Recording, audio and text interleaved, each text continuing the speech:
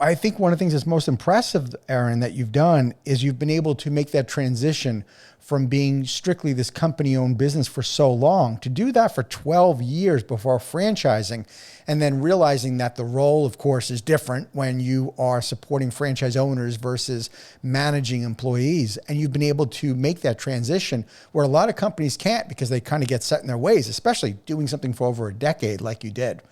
How did you? Yeah.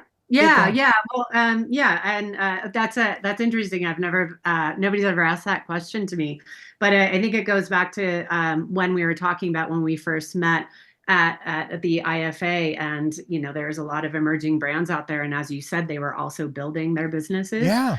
I mean, I can't imagine becoming a franchisor unless I had 12 years. We had 12 years under our belt. And the reason why we can focus on becoming franchisors is because literally our systems are so ingrained.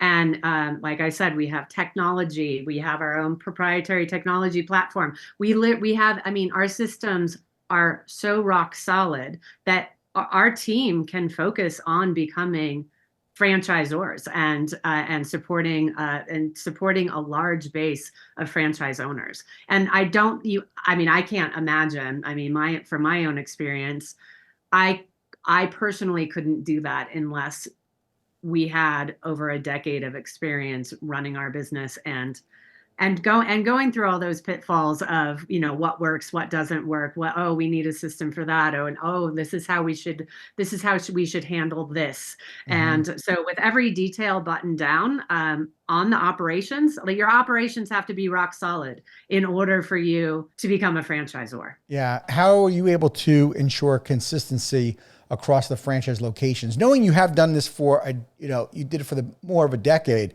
on your own, or I should say, as a company owned business. But how have you been able to ensure the consistency across your franchisees? Yeah, so we have, as I said, we have an amazing team of people.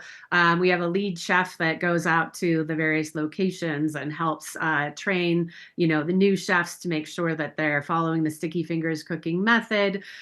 We also, again, going back to systems and technology, as I mentioned, our software system, it runs 80%, 85% of all operations, Hmm.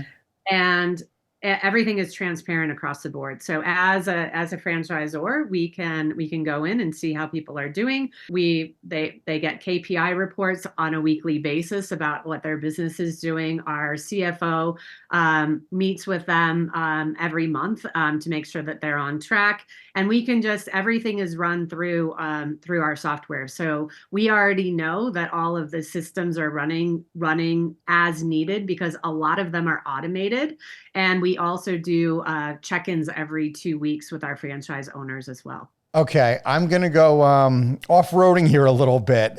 I'm so curious to know, like, what's one or two of the most popular dishes on the menu, and who came up with all the menu items?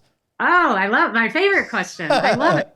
Yes, so one of the things when starting Sticky Fingers Cooking, like I said, I called myself a food geek. I really wanted to make sure that kids could take our classes for years and years and never repeat a recipe. Oh, okay. So from day one, I came up with a concept that we call the recipe of the week.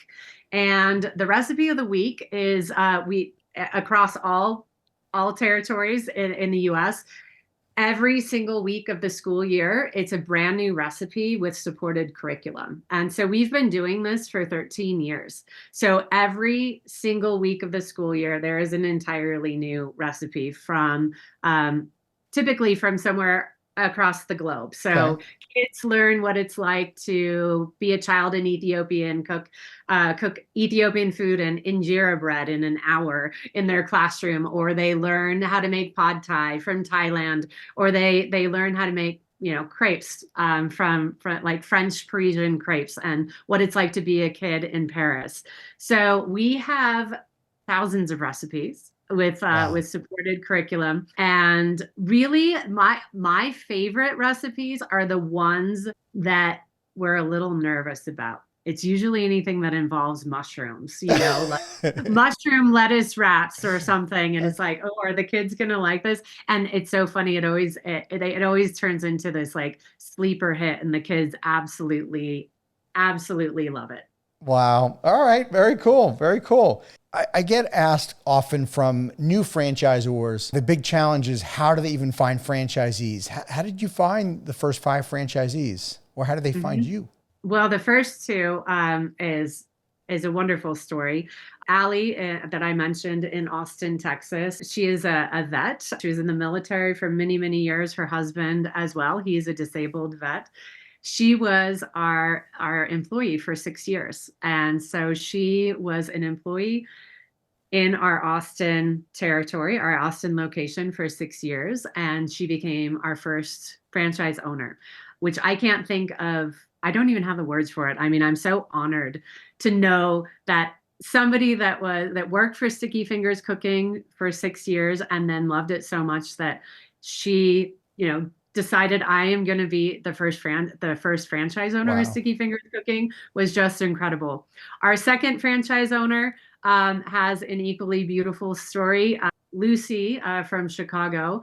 She and I have been working together for 13 years. She's been an employee for 13 years with Sticky Fingers Cooking. She actually moved from Denver to Chicago about a decade ago to start her family, and she didn't want to leave Sticky Fingers Cooking. And so she and I and our team created the first territory outside of Denver into Chicago, and she built up 2 territories, and she became our second franchise owner. Her life has been completely transformed as becoming a business owner.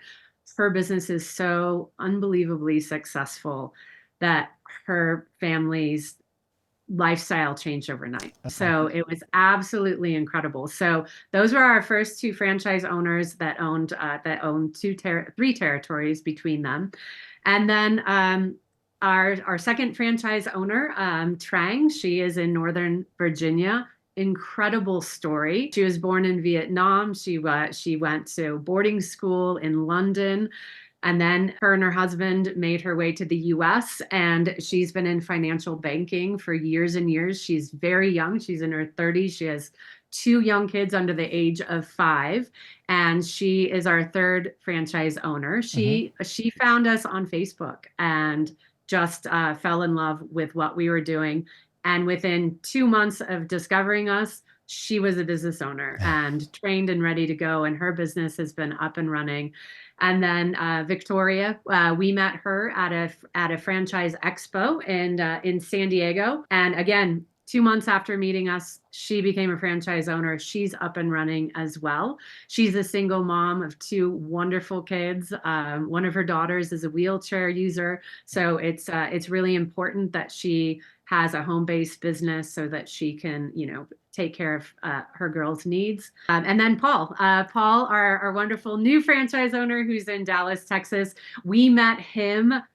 He was just an absolute beam of light. He was also in the financial industries as well, and never found that marriage of business ownership and passion and making money and being able to do all the things that he wants to do. He was also in the financial institutions as well, financial baking, and then had a couple of food trucks on the side just because that was his passion. And when he found Sticky Fingers Cooking, he realized he could have both. And he's jumped in with both feet, and he's a rock star. Wow. And just getting started. Just getting started. That's wonderful. Thank you for tuning into the Emerging Franchise Brands podcast. For additional insights, guest applications, and to stay connected, visit us at efbpodcast.com. The Emerging Franchise Brands podcast is for entertainment purposes only, and the views expressed do not necessarily represent those of Emerging Franchise Brands, its host Frank Fiume, or Emerging Franchise Group, LLC.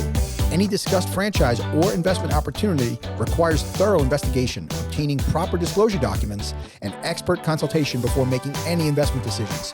The podcast and its host do not offer professional advice or endorsements, and they hold no responsibility for actions, representations, accuracy, or consequential damages related to the podcast content.